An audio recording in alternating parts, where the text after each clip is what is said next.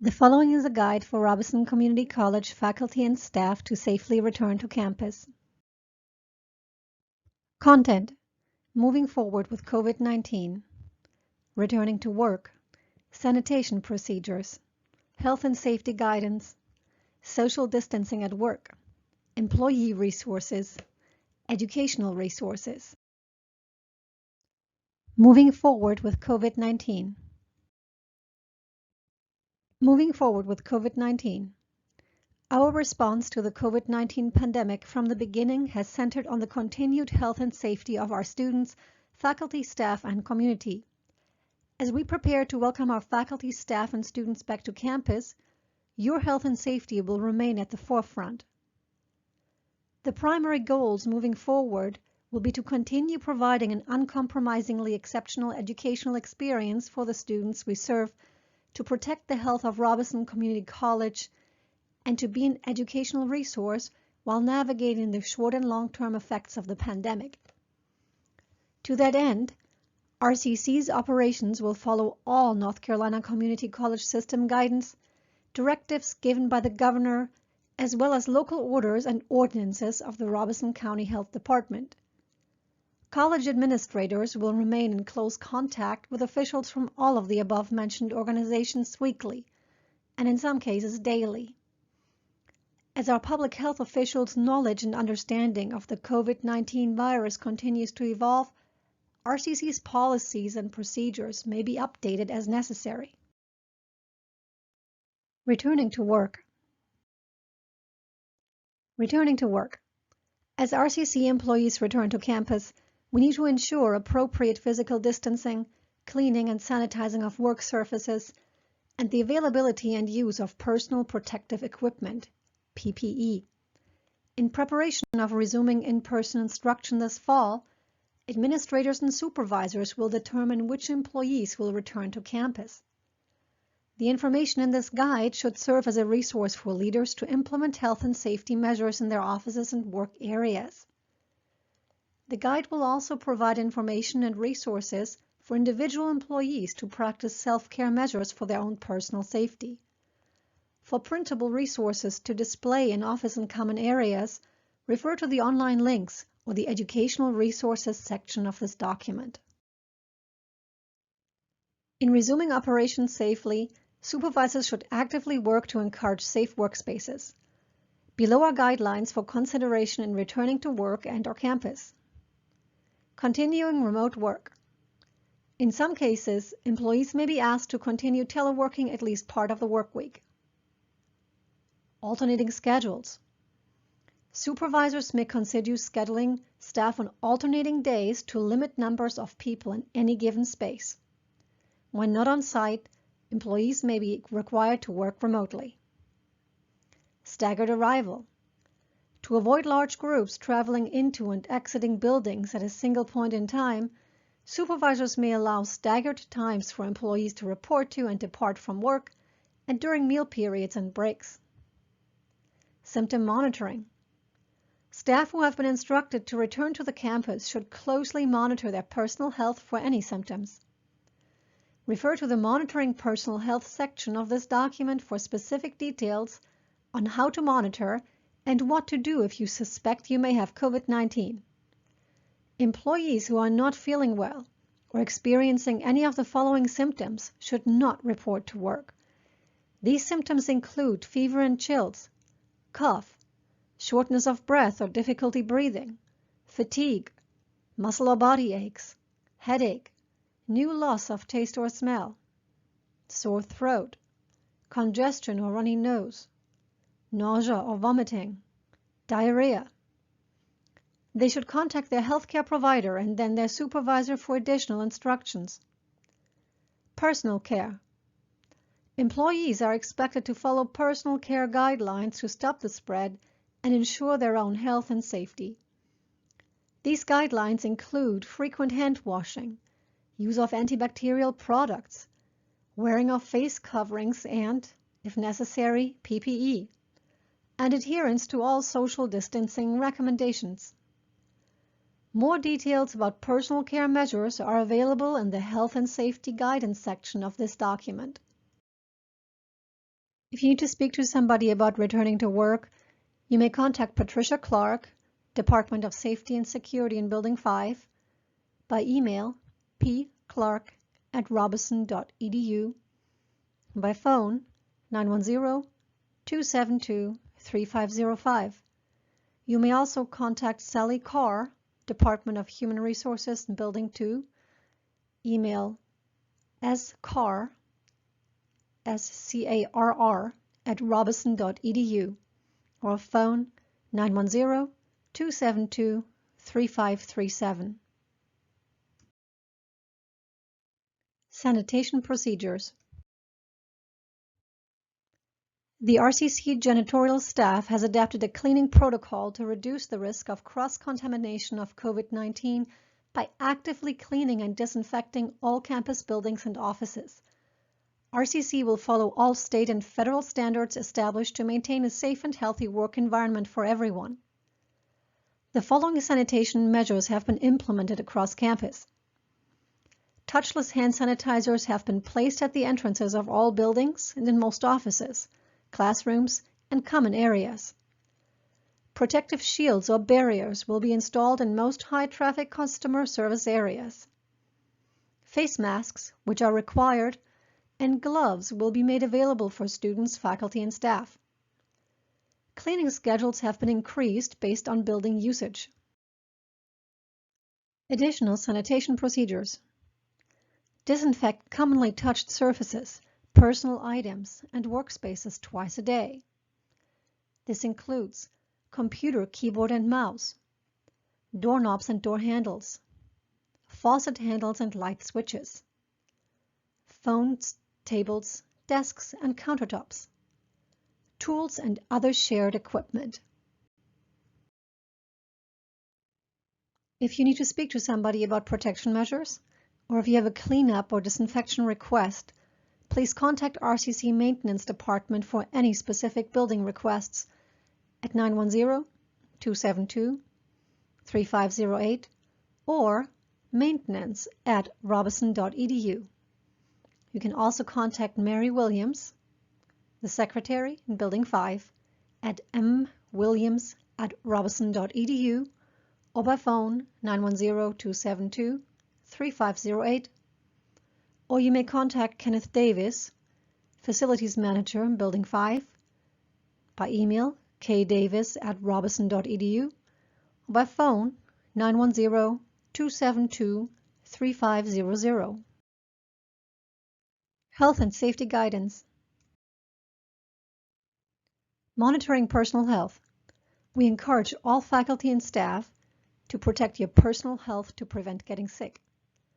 One recommendation is to venture out for only essential errands. Pay close attention to the development of any symptoms and regularly check your temperature. If you are not feeling well or experiencing any of the following symptoms, do not report to work. Contact your healthcare provider and then your supervisor for additional instructions. Symptoms may appear 2 to 14 days after exposure to the virus.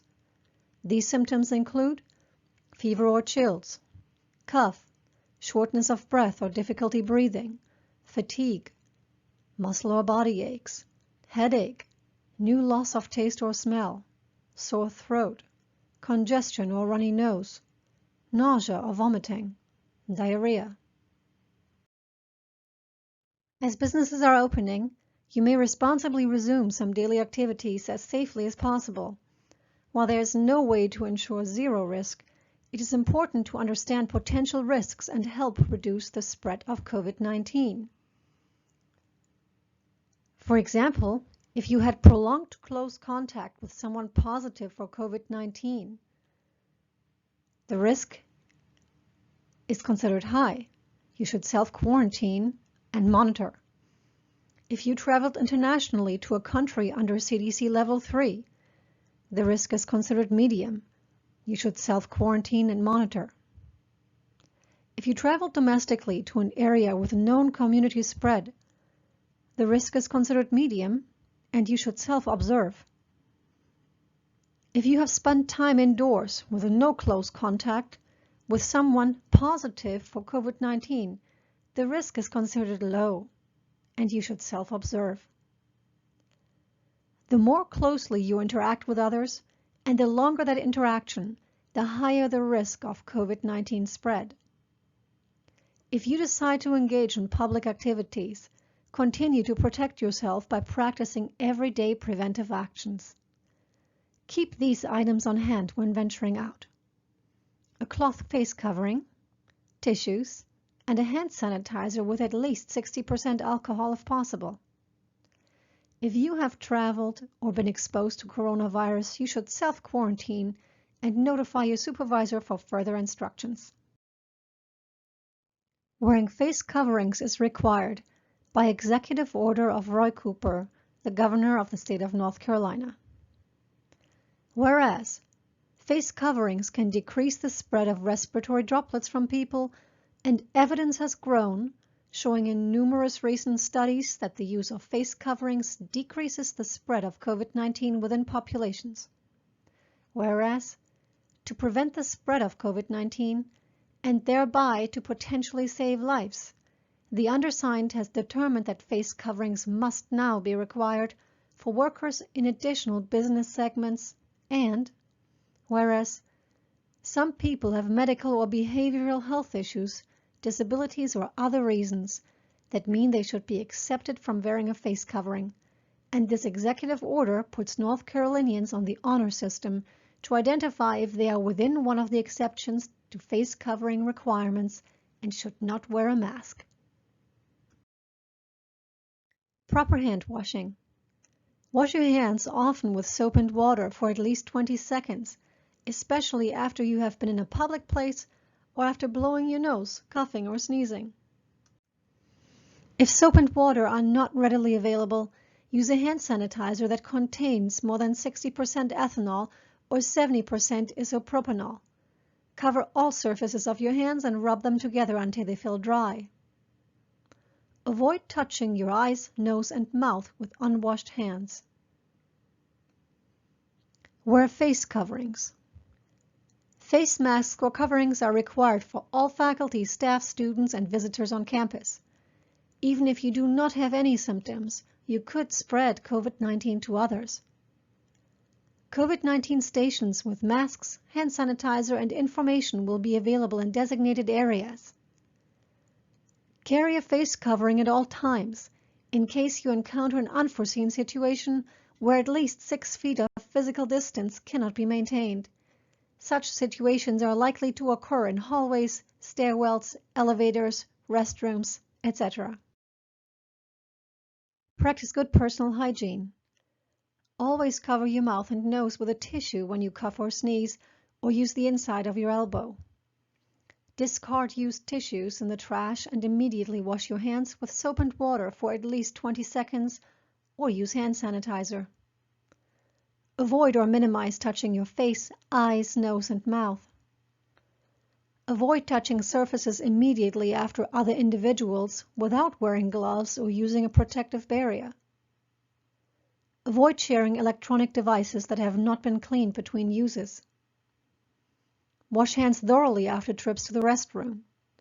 Use paper towel or tissue to open door handles in common spaces, or utilize automatic door buttons whenever available.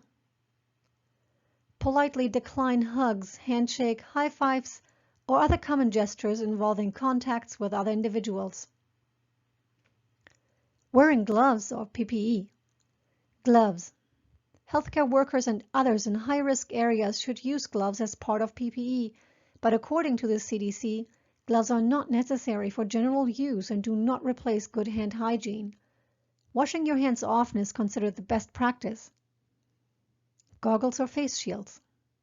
Faculty and staff do not need to wear goggles or face shields as part of general activity on campus, unless specific PPE is required for occupation. Good hand hygiene and avoiding touching your face are generally sufficient for non-healthcare environments.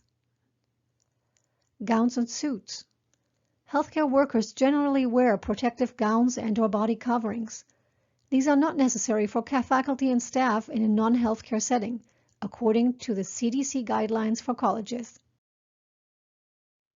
Face covering do's and don'ts. Do. Make sure you can breathe through it.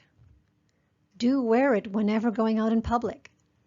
Do make sure it covers your nose and mouth. Do wash after using. Don't. Don't use if under 2 years old. Don't use surgical masks or other PPE intended for healthcare workers. If you would like to speak to somebody about health and safety guidelines, you may contact Eric Freeman, Department of Emergency Services in Building 17, by email efreeman@robison.edu or phone 910-272-3316. You may also contact Eva Meekins, Department of Nursing, Building 17, by email emeekins@robison.edu or by phone 910-272-3398. Social distancing at work. Social distancing is the set of intentional actions performed to decrease density and alter traffic patterns within work sites with the goal of maintaining at least 6 feet of space between persons present. You can think of it as the 3 W's: wear, wait, wash. Wear a cloth face covering. Wait 6 feet apart. Avoid close contact. Wash your hands often or use hand sanitizer. Employees should wait to use common areas until they can maintain a safe distance, at least 6 feet away from other individuals. Working in an individual office. If you work in an office, no more than one person should be in the same room unless this required 6 feet of distancing can be consistently maintained. If more than one person is in a room, masks or face coverings must be worn at all times. A mask or face covering is not required if you are working alone in a confined office space. This does not include partitioned work areas in a large open environment. Open workspaces. If you work in an open environment, be sure to maintain at least 6 feet of distance from coworkers. For example, have at least one workspace separating you from another coworker. It is required you wear a mask or face covering while in a shared workspace or room.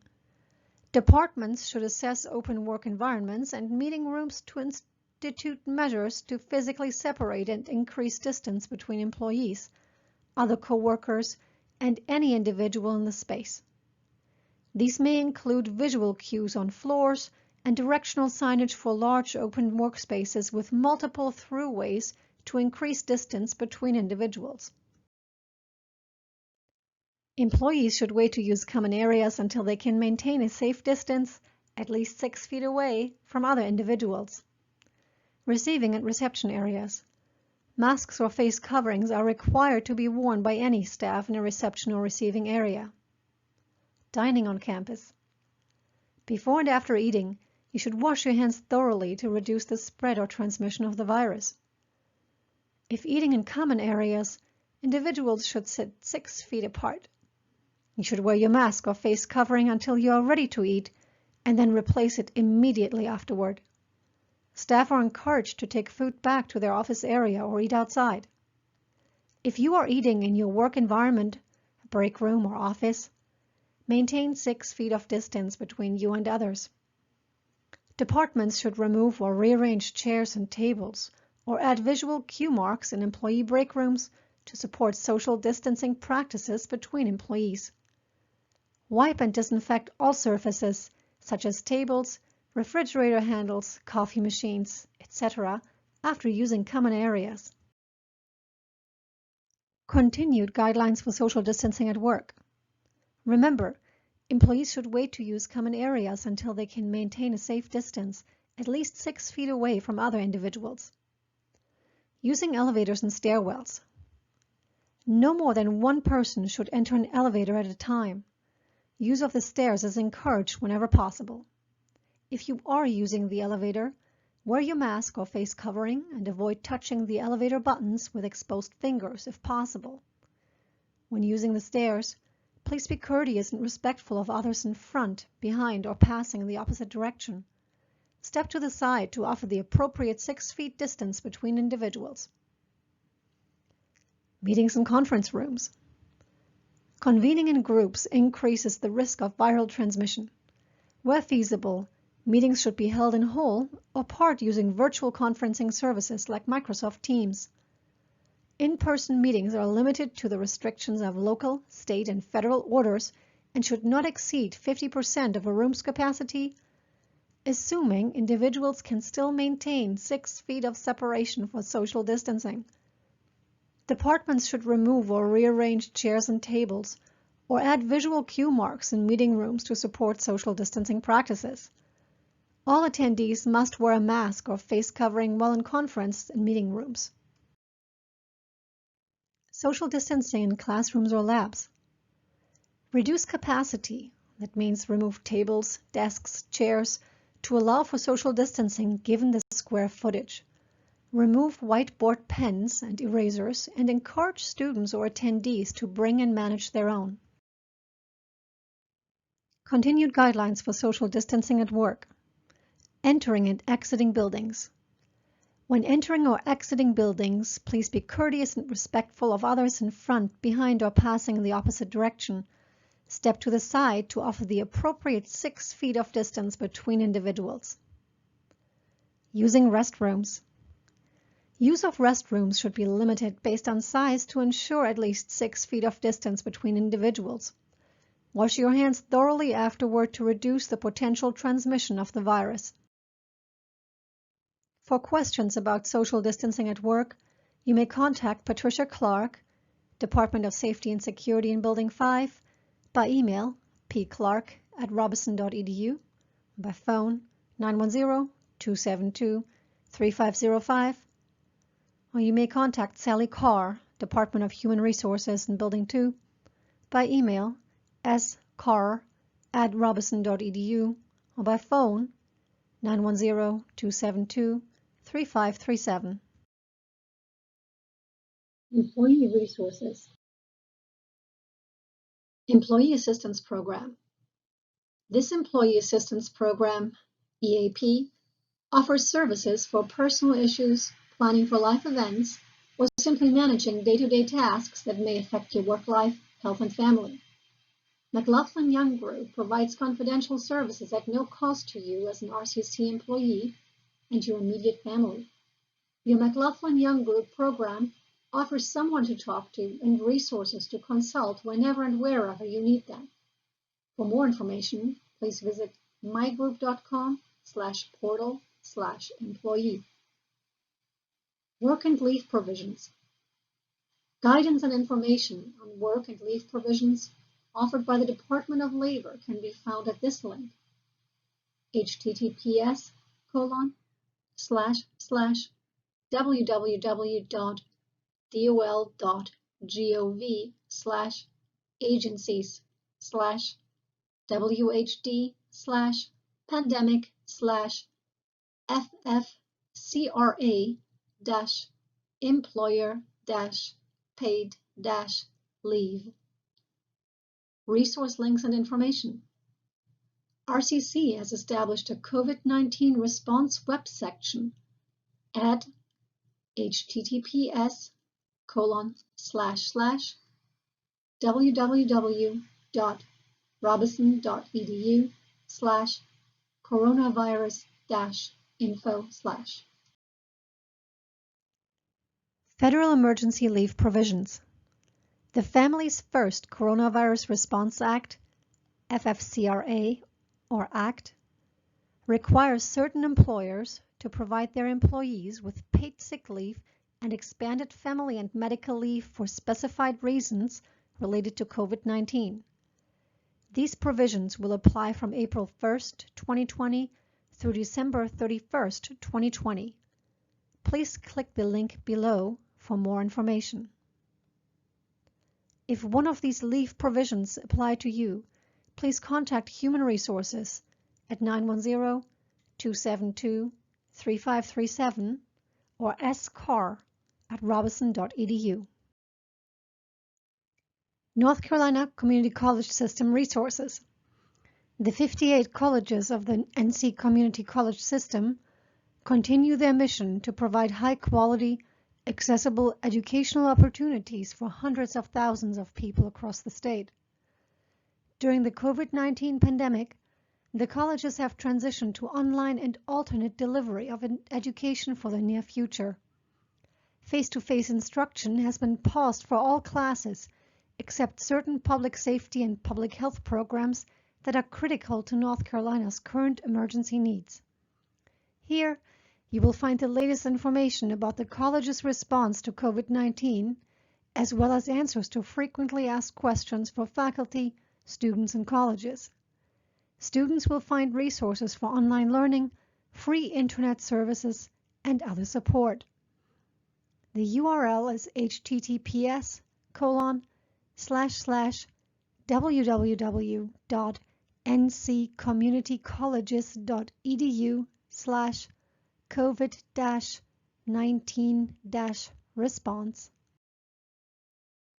For employee resources, please contact Sally Carr in the Department of Human Resources in Building 2 by email scarr@robison.edu or by phone 910-272-3537.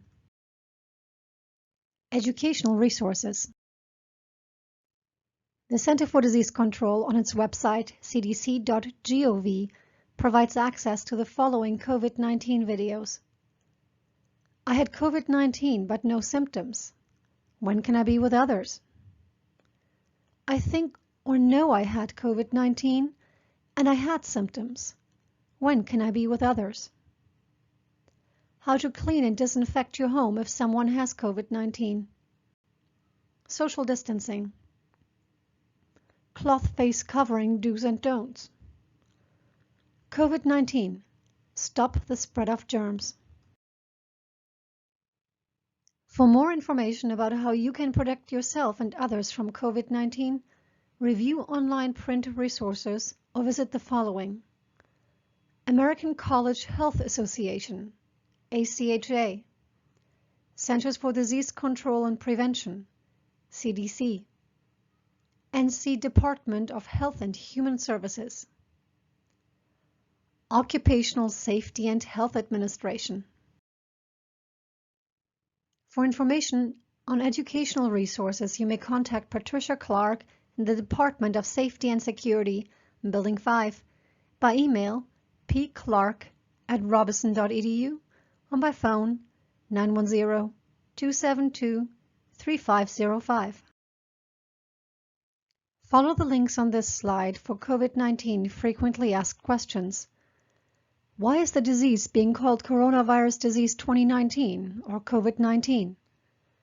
What is the difference between cleaning and disinfecting? How can I protect myself? Am I at risk for COVID-19 from mail, packages, etc.? Should I use soap and water or hand sanitizer? How does the virus spread? What if I recently traveled and get sick? Specifically for RCC faculty and staff, what should I do if I get sick or someone in my house gets sick?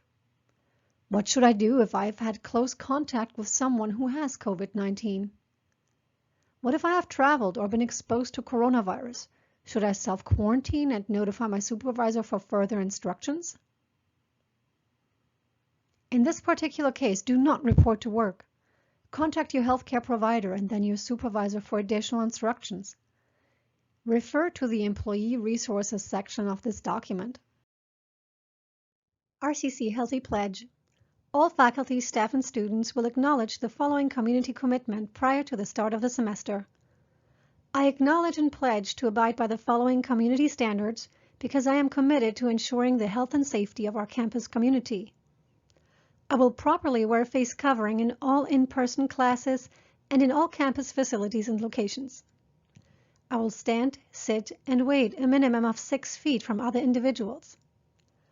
I will not get into an elevator with more than one other individual, and we will both wear masks. I will abide by all posted health and safety guidelines throughout campus. I will actively self-monitor my own personal health and remain home when I am sick. I understand these health standards are in place to not only protect my own personal health, but that of my peers, faculty and staff I interact with while on campus. Thank you, RCC. We're in this together.